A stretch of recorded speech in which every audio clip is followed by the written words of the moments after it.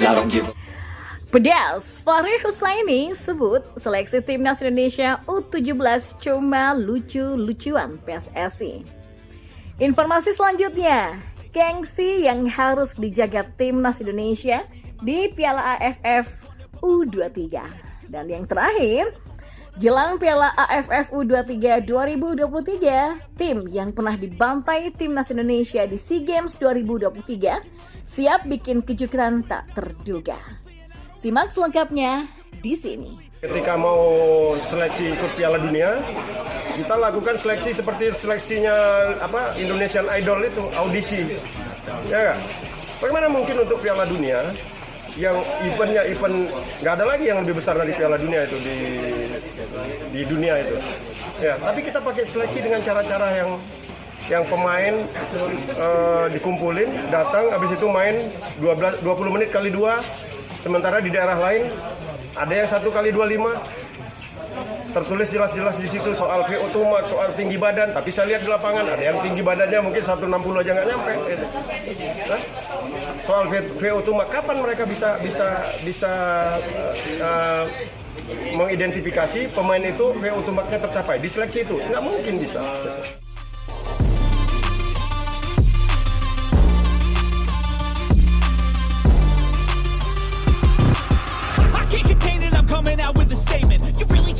Ya, mantan pelatih timnas kelompok usia muda Fahri Husaini dengan sadis menyebut jika seleksi timnas Indonesia U17 untuk Piala Dunia U17 2023 hanya lucu-lucuan PSSI.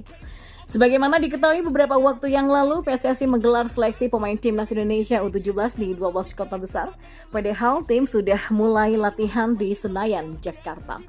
Menyoroti pemain yang dipanggil untuk berlatih dan diboyong dalam laga uji coba internasional di Bali adalah jebolan timnas Indonesia U16 yang menjuarai Piala AFF U16 2022 siang.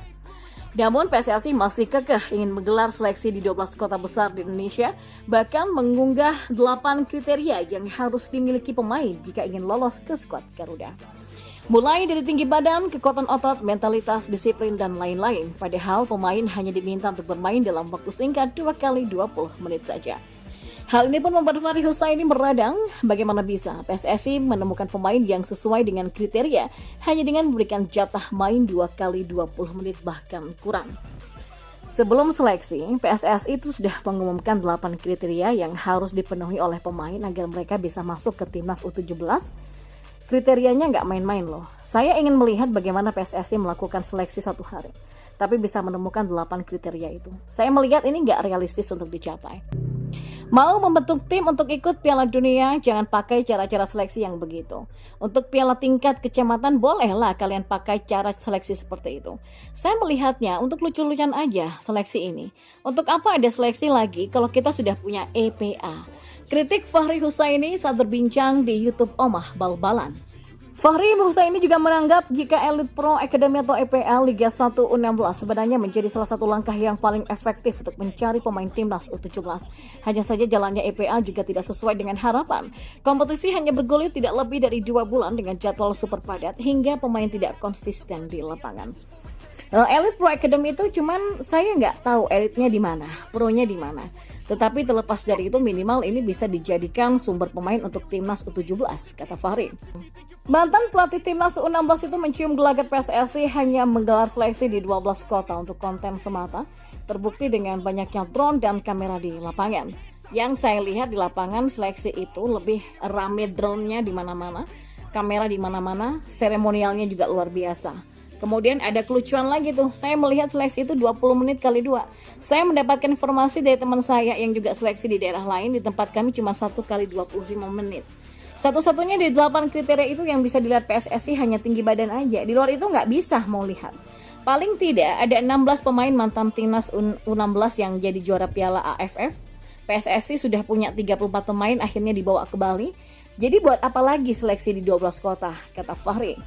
Ya, Fahri Husaini bahkan berani belak-belakan menyebut PSSI sebagai pemberi harapan palsu alias PHP pada pemain muda yang berharap bisa dipanggil ke timnas U17. Di sisi lain, kompetisi sudah di depan mata. Perhelatan Piala Dunia U17 2023 Indonesia akan dihelat mulai tanggal 10 November sampai 2 Desember nanti. Dan di informasi yang selanjutnya, Timnas Indonesia itu di semua level usia ketika tampil di ajang Piala AFF tak pernah ingin biasa-biasa saja meski tak ada target juara yang diminta. Pemain timnas otomatis terlecut adrenalinnya saat mengenakan seragam berlambang Garuda di dada. Intuisi yang sama diusung oleh para pemain timnas Indonesia U23 di Piala AFF U23 2023. Ketua Umum PSSI Erick Thohir mengatakan tak ada target yang dibebankan kepada pemain dalam ajang ini. Namun demikian, pemain dan tim pelatih tak berpikir demikian. Sebab nama bangsa taruhannya. Shin Tae-yong sedari awal diminta untuk menangani Garuda Muda di Piala AFF U23 2023. Inginnya mencatat sejarah dan itu juga yang membuat Shin hanya ingin memanggil pemain-pemain yang memang pantas untuk dipanggil. Pelatih asal Korea Selatan itu sadar resikonya memanggil pemain-pemain terbaik U23 ke timnas di tengah kompetisi niscaya menimbulkan perlawanan. Shin sadar itu akan terjadi tetapi tetap dijalani. Itu mengapa kemudian kembali muncul ketegangan antara klub dan PSSI. Bagi Shin Tae-yong, timnas itu adalah representasi bangsa sehingga tak boleh setengah-setengah. Standar timnas tak boleh diturunkan. Beruntung tidak semua pemain dan pelatih klub seperti Persija dan PSM. Saat kedua klub memilih tegas tak melepas pemain, klub lainnya dengan kerendahan hati meski mungkin menggerutu merelakan pemain kepada PSSI. Bagi pemain, pembela timnas itu adalah cita-cita. Bisa dipanggil ke timnas meski belum tentu main, bangganya sudah luar biasa. Apalagi jika dimainkan pelatih, maka gairahnya akan melonjak berkali-kali lipat memberikan yang terbaik. Atas dasar itulah para pemain tak ingin biasa-biasa saja meski persiapan singkat dengan segala dinamikanya. Target mereka tampil sebaik mungkin hingga akhirnya dinobatkan sebagai yang terbaik. Sudah begitu ada gengsi yang tak bisa ditawar. Kalah dari Timor Leste, Laos, Kamboja atau Filipina adalah aib yang sangat dihindari oleh para pemain. Ini dikarenakan level Indonesia diyakini jauh di atas negara-negara itu. Sedangkan melawan Malaysia itu pertaruhan harga diri. Oleh sebab itulah emosi pemain sering meletup. Sedangkan melawan tim seperti Thailand dan Vietnam yang saat ini menjadi jagoan ASEAN menjadi tolak ukur kemampuan mereka.